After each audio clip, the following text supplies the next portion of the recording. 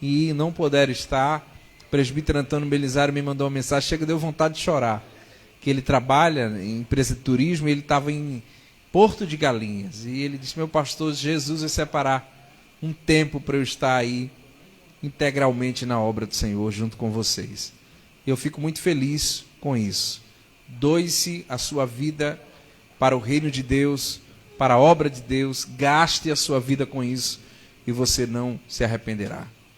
Por cada um dos irmãos que investiram o seu tempo aqui. Eu não vou citar nomes, porque eu posso falhar, mas Diaconisa Cláudia, Zuleika, Everaldo Caetano e tantos outros que estavam... O retorno do jeito que estava. Aleluia. E tantos outros que estavam conosco. Muito obrigado, homem de Deus. Tantos outros que estavam conosco aqui durante o dia aqui na igreja, investindo o seu tempo para a obra do Senhor e para a casa do Senhor. Amém? João capítulo 6, o verso 1. Deixar aqui uma palavra de Deus. Amanhã temos o culto da família. E quem vai estar pregando amanhã é o pastor Fernando Anjos. Então você que está aqui nessa ceia hoje, você não pode perder o culto de amanhã. Com certeza Deus vai falar conosco. João capítulo 6, o verso 1 diz: depois disso, partiu Jesus para o outro lado do mar da Galileia, que é o de Tiberíades. Uma grande multidão seguia, porque via os sinais que ele operava sobre os enfermos. E Jesus subiu ao monte, e assentando-se ali com os seus discípulos, a Páscoa, a festa dos judeus, estava próxima. Então Jesus, levantando os olhos e vendo que uma grande multidão vinha ter com ele, disse a Filipe: onde compraremos pães para estes comerem? Mas dizia isso para experimentar, porque ele já sabia o que havia de fazer. Pode sentar, em nome de Jesus. Eu serei breve, irmãos, porque temos a ceia, mas eu quero aplicar pelo menos aqui esses 3 versos que eu li nesta noite. O capítulo 6 do evangelho que João escreve trata-se acerca de um dos milagres cruciais que Jesus operou entre os homens.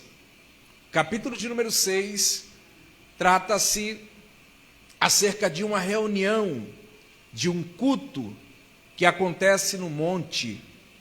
Trata-se de um momento marcante na vida dos discípulos, por causa das lições que Jesus vai os ensinarem, e também na vida de um personagem que vai aparecer no de repente. Então Jesus ele vai conduzir esta multidão para este lugar. Jesus vai conduzir este povo para Tiberíades. O seu ministério, ele é crescente, sobremaneira, não só pela pregação, pela exposição das Escrituras, da sabedoria e da inteligência que havia sobre ele, mas o seu ministério, ele é rodeado de sinais, de prodígios e maravilhas, e isso chama a atenção desta multidão. Isto faz com que essa multidão tenha atenção redobrada para este pregador, para este mensageiro da palavra, e aonde ele está, essa multidão quer estar. Aonde ele fala, esta multidão quer ouvir. Aonde ele está presente, essa multidão deseja e almeja estar.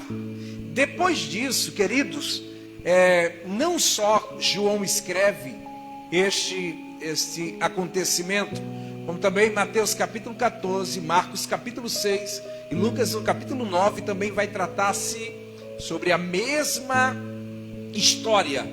E é um dos poucos trechos do Novo Testamento que os 4 evangelistas vão citar. Até porque Lucas não estava presente neste dia. Mas como foi um fato que tinha uma grande multidão, e ele volta no período que o apóstolo Paulo está treinando para exercer o seu ministério, entre o capítulo 9 e o capítulo 13 de Atos, Lucas ele volta para visitar as cidades, e ele ouve o milagre de Tiberíades, a inversão geográfica que Jesus fez naquele dia. Ele é de Nazaré, ele nasce em Belém, ele cresce em Nazaré, ele é chamado de Nazareno, e todo Nazareno, segundo a história, amava Tiberíades, porque Tiberíades não era só um lago. Tiberíades vem da palavra Tibério, um príncipe romano que venceu batalhas e guerras daquele lugar. E Tiberíades quer dizer lugar de descansar. Tiberíades quer dizer o lugar do descanso. Então todo viajante, quando ia a Tiberíades, escolhia justamente a praia, o lago baixo, do pão material. Então ele vai unir as duas coisas. Ele é 100% homem e 100% Deus. Ele é acoplado da sabedoria divina, ele é acoplado da sabedoria humana. Ele é o Cristo, o nosso Senhor. Então o que é que acontece neste momento, pastor? Essa multidão está ouvindo a sua palavra, esta multidão está ouvindo a sua mensagem, esta multidão está ouvindo o que ele está pregando, mas eles não se satisfazem, porque eles querem mais. Eles são chamados a atenção por os sinais que Jesus realizou. Os cegos que eram cegos passaram a enxergar, os paralíticos passaram a andar, as multiplicações de testemunhos começaram sobremaneira nas cidades circunvizinhas de Jerusalém. E todo mundo queria saber quem era aquele pregador, que não só falava, mas que fazia milagres extraordinários, que não só pregava, mas que fazia sinais, prodígios e maravilhas na vida de pessoas. Então eles insistiram, pastor Ivo, pastor Silvio, eles insistiram em ouvir. Eles queriam mais de Jesus, eles queriam ver mais de Jesus, eles queriam apertá-lo, eles queriam estar ladeado, eles queriam estar perto, eles queriam estar junto. Mas Jesus, como homem, ele precisava descansar. Só que quando Jesus estava cansado, o lugar que Jesus procurava era exatamente o monte.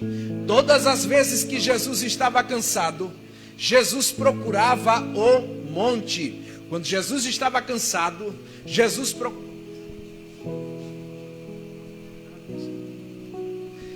procurava o monte. Então, ao invés dele ficar na praia de Tiberíades, ele vai para o monte orar. Ao invés dele ficar na praia, aonde todo mundo gostava de descansar, ele foi para o monte orar. Ele praticou, pastor, o lado inverso. Ao invés de ir para a praia descansar, ele vai para o monte orar. Por quê? Porque ele sabe que tem uma multidão querendo ouvir ele pregar. A deficiência dos pregadores atuais, não é com vocês não, tá? Mas eu vou ter que falar isso aqui. A deficiência dos pregadores atuais é que quando eles vão pregar, ao invés deles irem orar, eles vão para a internet copiar a mensagem que vai pregar. Ao invés deles irem mergulhar nos pés do Senhor, eles vão para o Google para ver os tópicos que vai falar, copiar aquilo que vai falar, ver lá no YouTube o que vai pregar. E Deus está dizendo: eu estou em busca de pregadores que, quando as multidões estiverem preparadas para ouvir ele pregar, que suba ao monte ou desça ao vale, mas que procure o lugar da oração para me buscar. E não é só uma vez que ele faz isso. Em João capítulo 8, mais uma vez ele vai repetir. Ele está no monte e ele desce para o templo para ensinar. E quando ele está no templo, vem escribas e fariseus e faz o quê? Traz uma mulher que foi apanhada em ato de adultério. Então o pregador que está no óleo, que está na unção, que está na oração, que está no manto de Deus, ele não tem poder para julgar ninguém. Ele não tem pedras na sua mão para jogar ninguém. A palavra dele sempre será misericórdia, perdão, amor, graça, unção de Deus. Crente que anda na oração é diferente. Cadê os músicos, irmãos? Estava com outra agenda? Pelo amor de Deus, irmão. Vim para o culto e não ouvi a palavra. Então escute isso. Ele foi a orar, estava no monte para orar. Eles estavam no monte se preparando. Ele estava no monte se preparando para falar. Mas aqui eu vou falar algo e vou encerrar. Sabe por quê, pastor? Porque tem que existir a sensibilidade do momento de aplicar as coisas materiais e as espirituais. Tem momento que a gente vai sentar na mesa para comer, mas vai ter momento que eu vou lhe chamar para orar. E nesse momento eu vou ver quem é você. Eu não vou conhecer você no dia que a Coca-Cola estiver na mesa e a lasanha, mas é no momento da oração. Hoje teve consagração aqui neste lugar. Cadê você? Aonde foi que você estava? Onde foi que estava você? É neste momento que ele vai chamar essa multidão para ele. Ele vai atrair a multidão para ele. E a Bíblia diz no capítulo 6, olha o que foi que aconteceu aqui, que é forte isso aqui. Porque quando ele vai para o monte, pastor, que está no lugar aonde sempre costumava ir, e uma grande multidão seguia, porque viu os sinais que ele operava sobre os enfermos, e Jesus subiu ao monte, e assentando ali com os seus discípulos, e a Páscoa, a festa dos judeus, estava próxima. A Páscoa, todas as vezes na Bíblia que você lê sobre a Páscoa, no Novo Testamento, lembre-se da morte, crucificação e ressurreição de Cristo. A Páscoa é o momento do martírio dos cordeiros. Então observa como estava esse homem, que sabia que ia ser assassinado por outros homens. O seu coração estava triste, amargura, mas ele disse para o pai: Pai, se for possível, aparta de mim esse cálice, mas faz a tua vontade. Então escute isso, o cordeiro, Eric, ele estava sensível para aquele culto. Ele estava sensibilizado para aquele momento de comunhão, porque ele sabia que iria passar pelo Gólgota. Então ele queria esta atração. Ele queria este momento de comunhão. Ele queria este momento de banquete. Ele queria este momento com eles. E atraiu para o monte. O forte é agora. Porque quando ele está lá em cima, olha aqui o verso 5. Porque quem ora e quem tem a sensibilidade do Espírito vê coisas que ninguém vê. E vou lhe mostrar aqui. Olha o verso 5. Está aí. Então, levantando os olhos, e Jesus vendo a grande multidão. Quem foi que viu a multidão? E por que Felipe não viu primeiro? Por que Pedro não viu primeiro? Por que André não viu primeiro? Por que Tiago não viu primeiro? Por que outros não viram primeiro? Mas é ele que vê primeiro. É uma multidão, eles estão em cima, a multidão está embaixo. Era notório a visibilidade, mas é ele que vai ver primeiro. É ele que vai prestar atenção primeiro. Nunca queira ver algo primeiro do que Jesus. Nunca busque ver ou entender ou saber de alguma coisa primeiro do que Jesus. Sabe por quê? Porque você vai perder o seu tempo. Porque antes de você falar, ele já sabe o que você vai falar. Antes de você olhar, Ele já sabe para onde você vai olhar. Então Ele vê primeiro do que você. E por isso que nós estamos aqui. Porque Ele viu primeiro do que eu e você. Quando alguém se levantou contra a minha vida, contra a sua vida, quando alguém se levantou tentando tirar a minha vida e a tua vida, mas como Ele viu primeiro, Ele disse: não, aqui você não vai tocar. Eu vou ver se algum vaso levante a mão direita para o céu para adorar. Porque Ele viu primeiro quando alguém tentou tocar na tua família, na tua casa, em você. E Ele disse: aqui ninguém mexe. Ele disse: aqui ninguém toca. Ele disse: aqui ninguém oprime, porque eu estou dando livramento.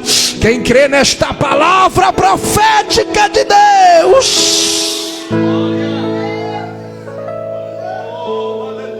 Você está de pé porque Ele viu primeiro. Você chegou aqui porque Ele viu primeiro. Você é o que é porque Ele vê primeiro. Se outro discípulo visse, pastor, ia dizer assim: vamos fugir pelo outro lado, porque é muita gente, o Senhor não vai dar conta. Jesus disse: calma, eu vi primeiro, fique em paz. Como assim, Senhor? Eu já tenho uma solução para eles. O Senhor sabe o que Ele... Sei, está aí no texto, é só você ler.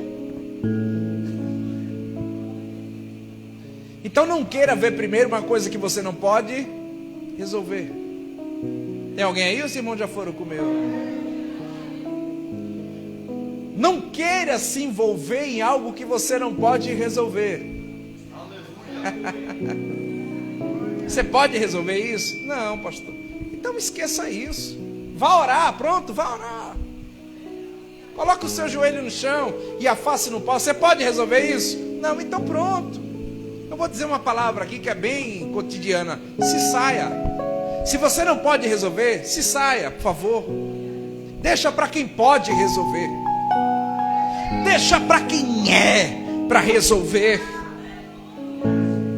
A multidão é grande, são 5.000 homens, fora mulheres e crianças. E agora? Agora eu quero ver. Pode deixar vir. Eu sei onde é que está a providência deles. Eu sei o que eles precisam. Eu sei o que eles sentem agora. Porque você está bonito nesta noite, está chique, cheiroso, sapato pentecostal, vestido pentecostal, gravata de fogo, mas Jesus conhece o seu coração. O pastor não tem poder para isso, mas ele sabe como está por dentro. Então olha o que ele disse. Então Jesus, levantando os olhos e vendo a grande multidão que vinha ter com ele, disse a Filipe: onde compraremos pães para estes comerem?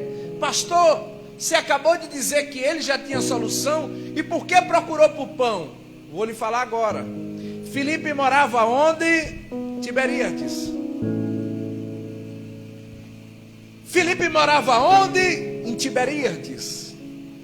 E Jesus já tinha solução, e para que foi perguntar a ele? Porque Jesus, mesmo com a solução, ele tem o interesse de honrar você onde você mora. Aleluia. Ele está querendo te honrar onde você mora. Você está orando para ele mandar um missionário da África, do Sudão ou do Afeganistão para fazer algo que é para você fazer. Senhor, meu Deus, tenha misericórdia, envia alguém para pregar para aquela família. Você está morto, é? Pelo que eu saiba, não tem ninguém aqui mudo e surdo. Então uma palavra está com você. É você que vai: ah, pastor, mas eu não sei. Sabe que você está aqui dentro. Você está ouvindo agora, pronto, prega essa mensagem para eles. Faz esta obra com eles. O interesse dele é de honrar você. Mas tem uma coisa aqui: se você não quiser, tem quem queira. Eu não quero, pastor. Tudo bem.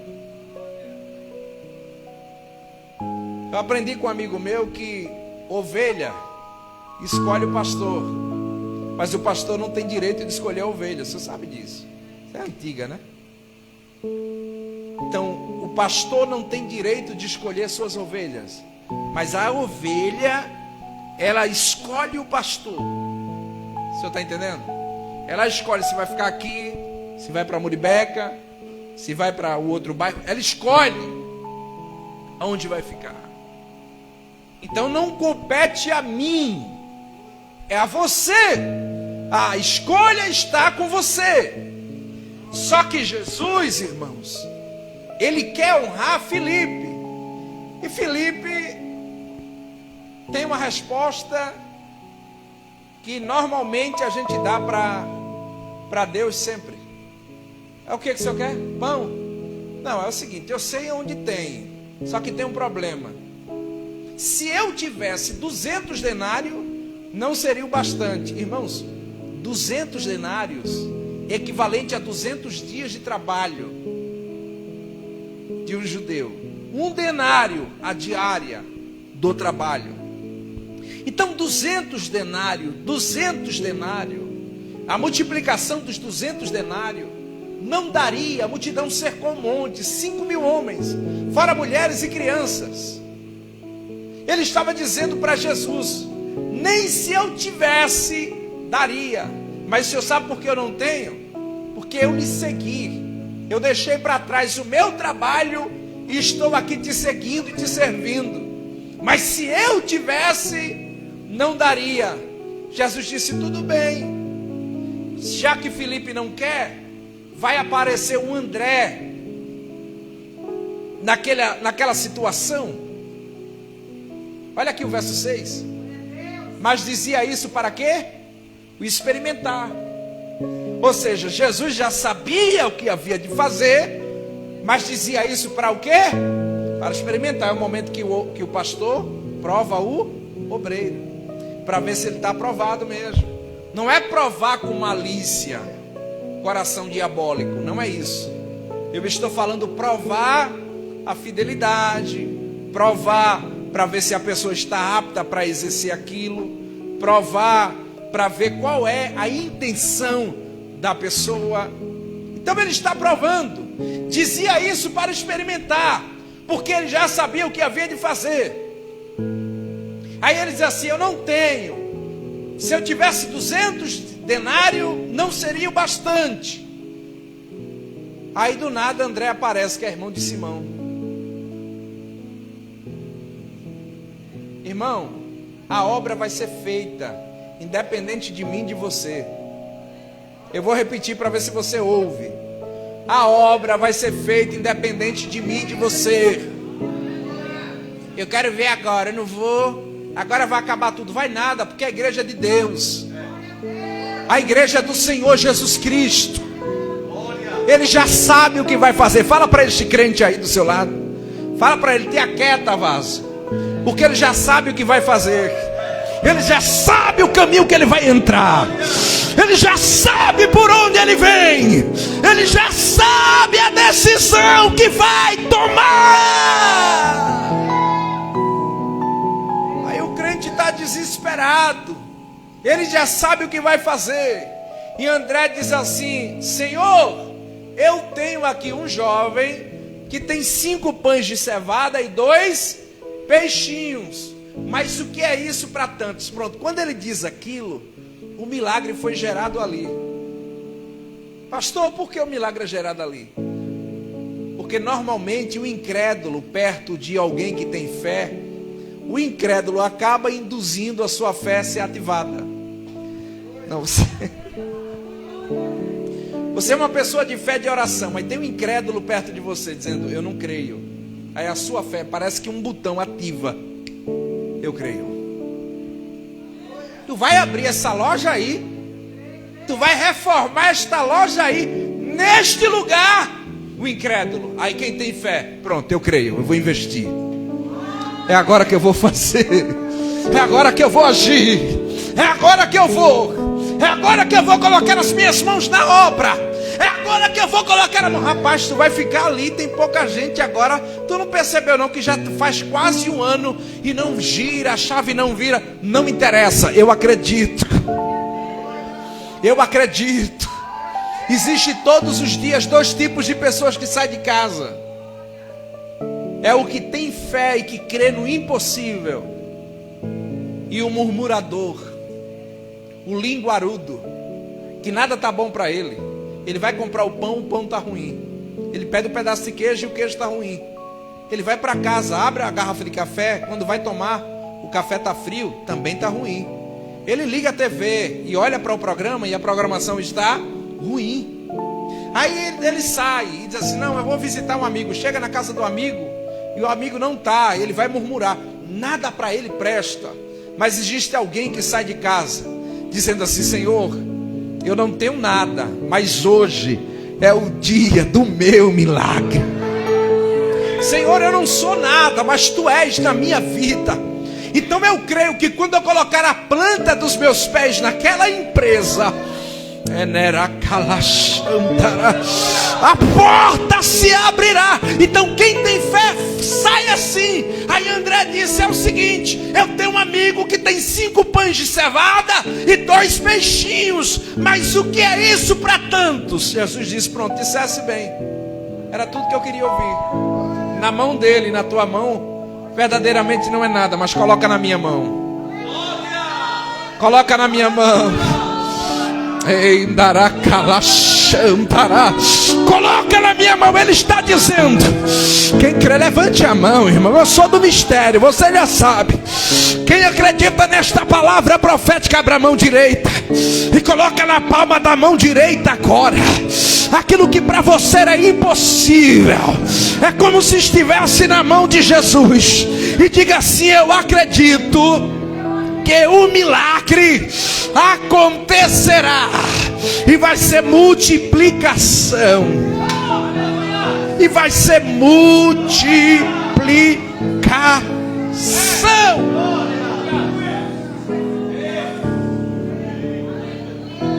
Tem muita gente, não tem espaço, não dá, divide 50-50, coloca para sentar na relva, não tem como, não tem garçom. Eu vou ensinar a lição a vocês. Pega as bandejas.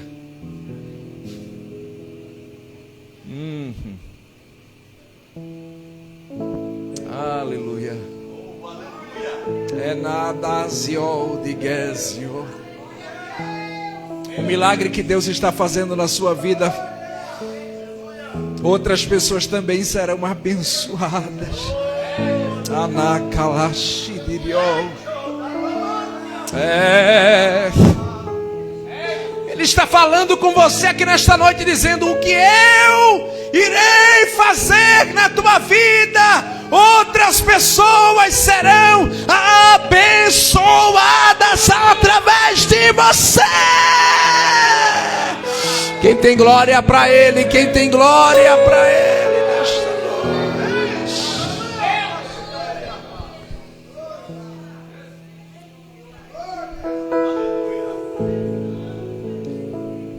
Irmãos, vocês acreditam que sobrou pão?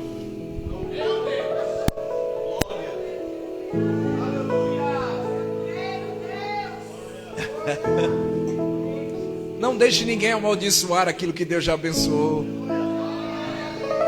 Mas Celi, tu vai trabalhar com joia, Celi. Tu já tem um emprego tão abençoado. Pra que tudo isso? Não é olho grande, não. O olho grande está nele que está falando. Não deixe ninguém amaldiçoar aquilo que Deus já abençoou. Não aceite. Você não vai discutir nem brigar, mas na hora que falar, está repreendido em nome de Jesus. E se você estiver muito cheio do Espírito Santo, você ainda vai dizer: está repreendido em nome de Jesus, Satanás. Porque é Satanás que fala. Lembra do que Jesus disse para Pedro, né? Afasta de mim, Satanás. Satanás falou na boca de Pedro naquele dia. Uma irmã minha, mais velha, Moisés, meu filho, demorou para falar. Tem criança que demora para falar, não é isso? E Moisés, com quase 2 anos de idade, não falou nada. Era só era tudo só falava isso. Ela pegou, chegou perto de mim e disse assim: esse menino não vai falar não. Eu sei.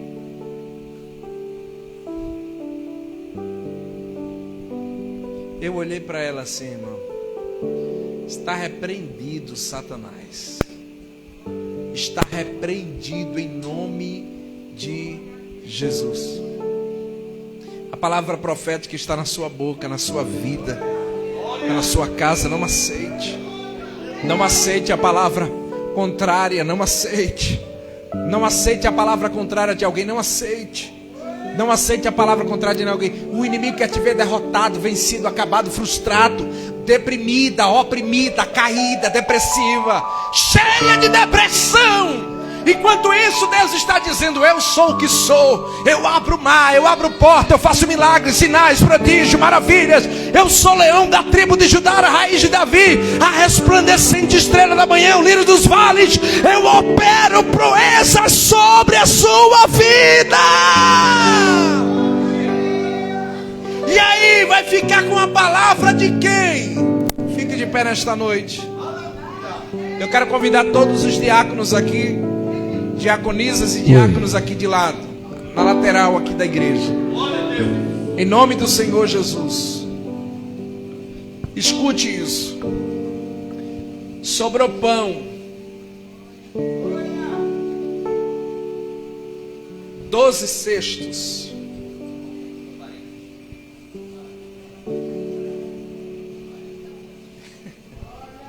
Como é que você tem 5 pães, alimenta mais de 5.000 homens e sobra 12 cestos? Não tem como, pastor. Isso é só para quem tem fé. O boleto vai vencer amanhã. É 2.500. Você está com 700. Para 2.500 falta 1.800. E todo mundo dizendo: tu vai perder esse negócio aí, viu? Infelizmente, pega logo a toalha para chorar porque está perdido. Aí um doido cheio de Jesus diz assim: vai acontecer um milagre daqui para amanhã. Eu creio. Como assim? Ah, Deus vai usar alguém. Vai, olha,